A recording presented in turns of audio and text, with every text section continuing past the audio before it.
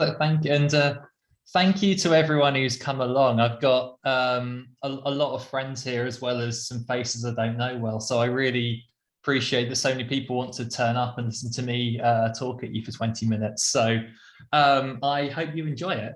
I have got 6 poems coming up for you, and in those 6 poems, I want to introduce you to 6 people and 2 of the most important places to me. 2 of them are quite heavy, the rest of them not so much. So we will start with a woman who I met on a night bus in Edinburgh a few years ago, a very troubled woman, and we had an encounter where I still don't know if I did the right thing, but I guess you can be the judge of that. So this is called Bones. The remnants of her yellowed hair were too weak to hide her sinkhole cheeks from the breeze of our approaching night bus. Her 20 going on cold turkey bones, rising and falling with a moving mouth silenced by the idling of the engine. Her worn to often yellow tracksuit is almost 2-dimensional, and her stick limbs and twig fingers fumble change against the hissing open door. The suburban 1 a.m. sky.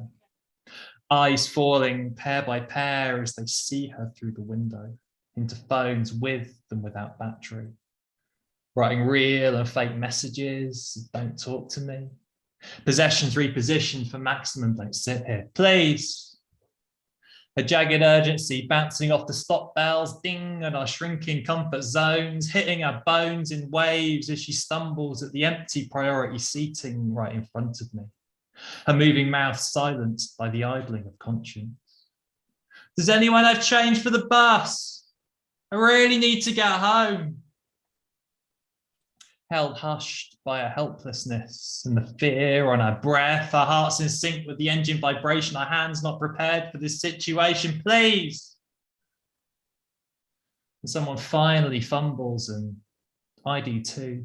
Finding a pound and a penny, telling her sorry, it's all I have on me. Not sorry for the bones and the pity blue veins overpowering a punctured skin, although it took 2 pleas for someone to break from a phone with or without battery, writing real and fake messages of don't talk to me. A moving mouth silenced by the scorn of the delayed as she rests her stretched and sagging forearms on the back of the seat in front of me. When the potholes swing us in unison, I see the bruising and our malnutrition, ding, in every pitfall of our spineless bellies on our bared yellow teeth, ding, but my shrunken comfort zone doesn't think to ask her if she'll be okay. I need to pay you back. I need to, ding. She fires at me suddenly, my attempts at kindness bouncing off the half unzipped caves where her neck should be. And every time I tell her she doesn't, she fumbles a crumpled 10 or 20 from a pocket at the now hissing open door. Or the benefactors quietly depart from, ding, one for all the spinal bones pushing through her top as she saves them from the half crushed cans on the floor. Eyes in phones with and without battery, see her shove them all right at me, see me close my hands and cover my pockets as if they've seen this exact scene time and time and time again. I want to stop her to calm the motion blur, but I can't move anything in case I accidentally hit her. Ding, please. I say, keep your money. I want you to get home safely. I want to get home safely, and that calms her just enough, just slightly. But my shrunken comfort zone still doesn't think to ask her if she'll be okay, or if she can eat those bones away, or if home is even a safe place to stay, because they don't know what I could do if she told me. Ding, me this time, telling myself that she'll be fine because my shrunken comfort zone wants this to stop when the bus does. Ding. She pulls her bones up by the stop bell, ding, as if she's getting off too, and I don't know how to be alone with her in this streetlit stillness we've been cutting through. Ding, please, she says. Can I have a hug? I see the worst of myself when I assume the worst in her. I try to wrap my shrunken comfort zone around her bones tightly enough to mean something, gently enough to protect her from her pain and protect her for a moment from the cracks we let her fall through. But my shrunken comfort zone still doesn't think to ask her if she'll be okay as I tell her again to get home safely and head alone to the dark breeze outside the hissing open door. My hair too meek to hide my useless cheeks from the breeze of her departing night bus.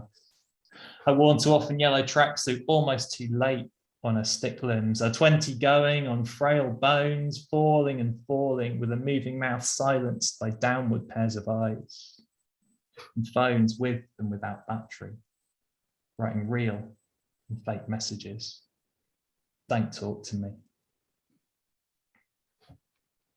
Thank you. It was a tough one to write, but I hope, you know, I've always that was 3 years ago, and I still wonder sometimes, did I do the right thing? Could I have done something? Should I have done something? I don't know if anyone's been in that position, but, you know, hopefully the empathy in that piece comes across. But yeah, so on a lighter note, the second person I want to introduce you to is my beautiful and wonderful little niece, who is now 9, but she's 8 when the poem was written. And so I grew up in the countryside, and one of my favourite spots is a place called the Church of St. Martha on the Hill. Beautiful spot where you can see for miles. And I went up there with her just before the pandemic, and I didn't realise how good I had it. This is Contour Lines. We used to ride our bikes up here, slithering our back tyres in the shadow of St. Martha's steeple and down the permissive footpath drawn in the embrace of evergreen canopies between cattle fields. If you follow my finger all the way down, you'll find your dad and me when we were your age, bouncing off the big as dust ruins of the gunpowder factory where we stopped for sandwiches an hour ago and you told me it was too icky for walking. Your dad wouldn't like me telling you how the exposed roots would launch us over our handlebars into nettles and fence posts. Too busy trying to be the fastest to notice how the breeze from the gorse bushes would make us sneeze in symmetry. While we're sat in the shadow of the steeple, I'll show you how to follow your finger all the way to Gigi's house. Stay level with St. Mary's spire until a hand and a thumb before Chantrywood hillside. Then it's halfway up to where the valley meets the hazy sky. And if you breathe in, my dear, as hard as you can, you'll cross-pollinate a little of your childhood with a little bit of mine.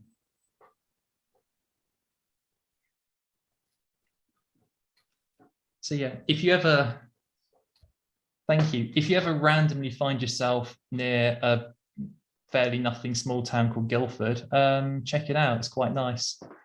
The third person I want to introduce you to is me from about a year ago when I claimed I was a full-time writer, but that's partly because I was unemployed. And, you know, like, you know, peak lockdown, peak pandemic, kind of living in a shared house where the landlady was just completely obsessed with a tiny speck on the floor. It wasn't great. And this is called Suburb on Sea.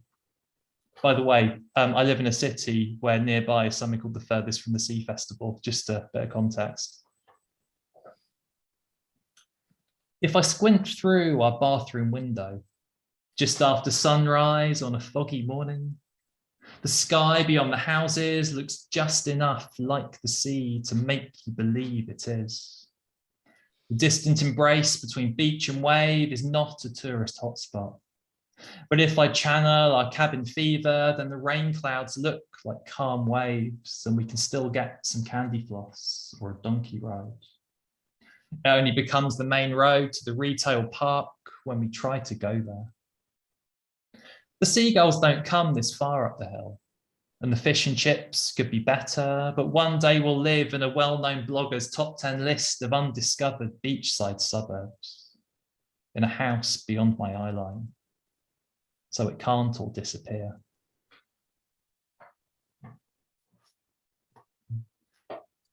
Thank you. So, thank you. I say thank you everyone for all the lovely comments I'm seeing. I don't have time to read them all right now. Just I'm not very good at multitasking, but I'm going to save the chat and have a really good read of them all later. And thank you for all your support and kind words.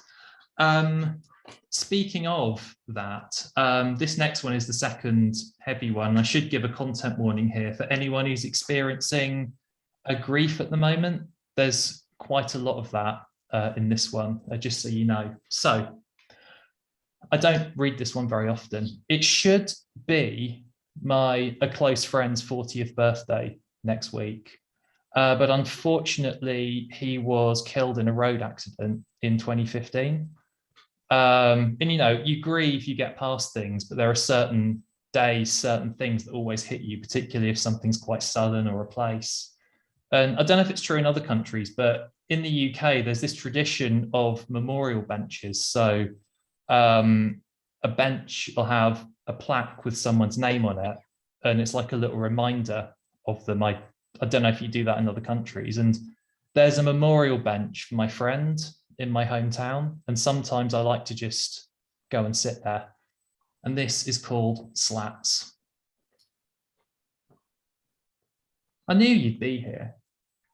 That I'd unclip the lead around what endures with your view of our curving trees and trusted contours. As if you could look at anything else, do anything but wait to bask in bursts of shared experience on the bench around the corner from the aging leisure centre.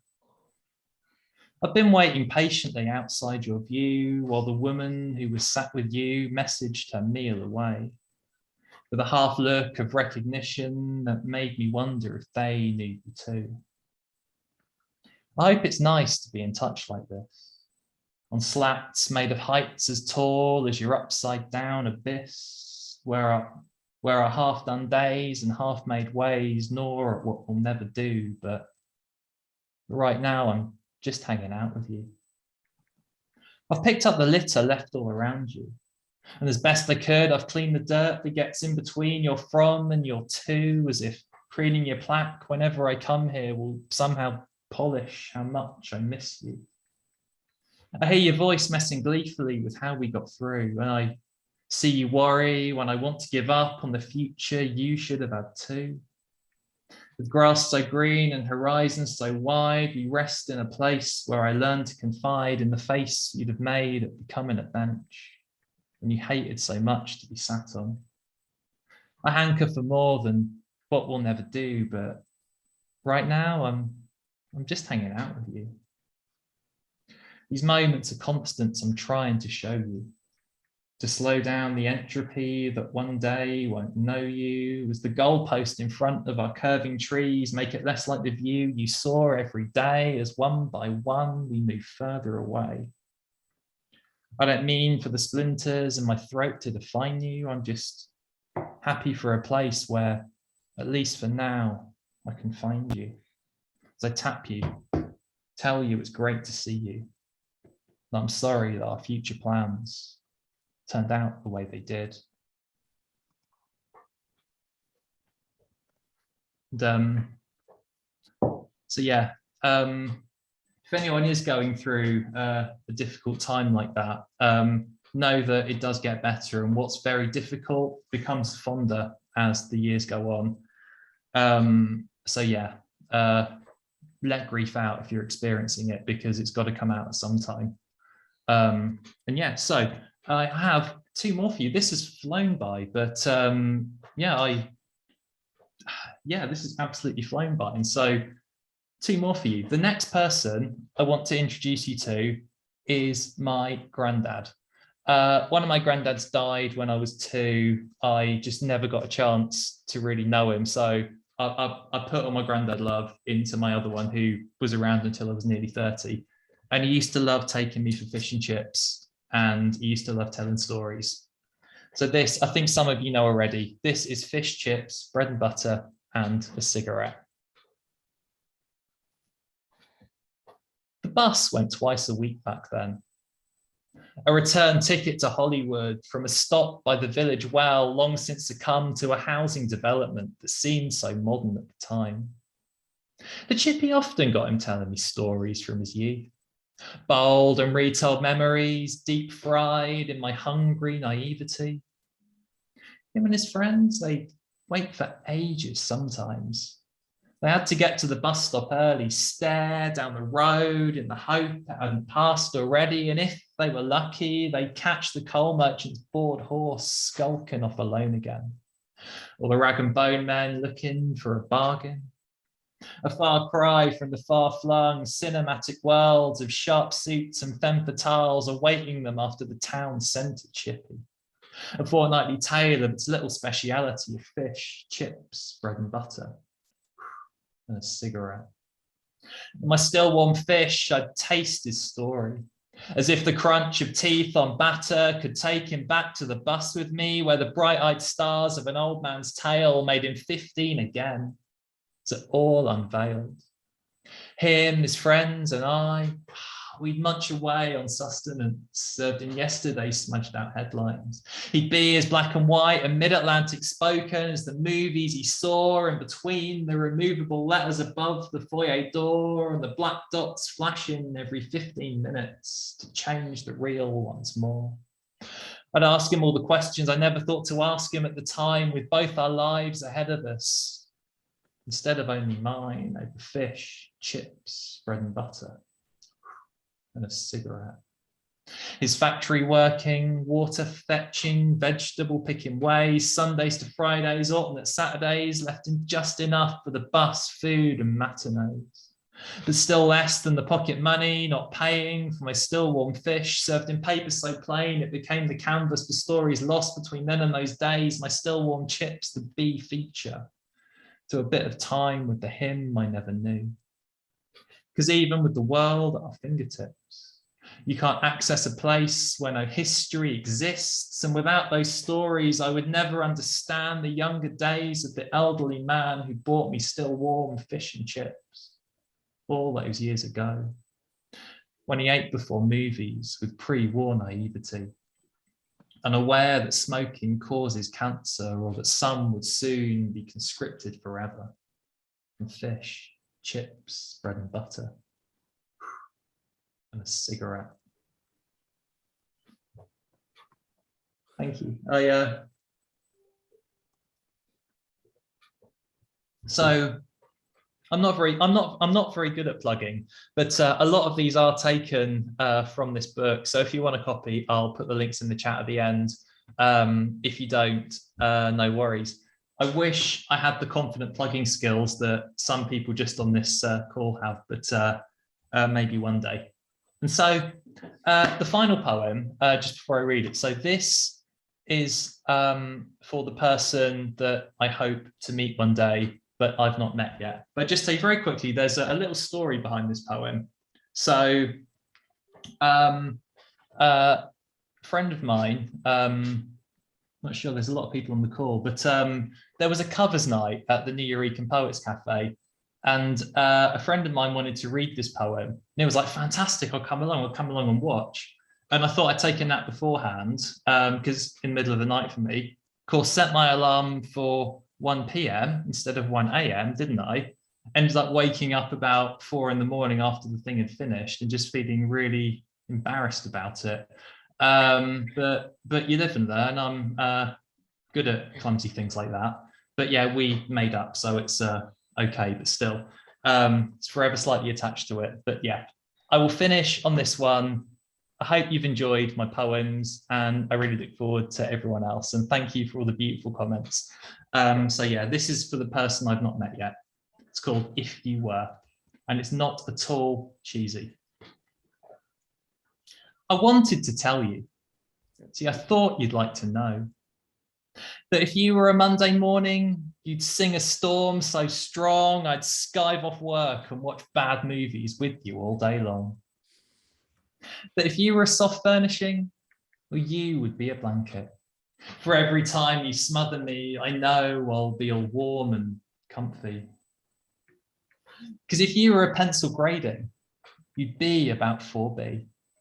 Because oh, so very softly that you make your mark on me. And if you were a French audio guide, well, I wouldn't understand. But I'd listen to your melody and know that life was grand. Because if you were a famous landmark, you'd be the Eiffel Tower. Because it's really good. So I hope you don't mind me telling you.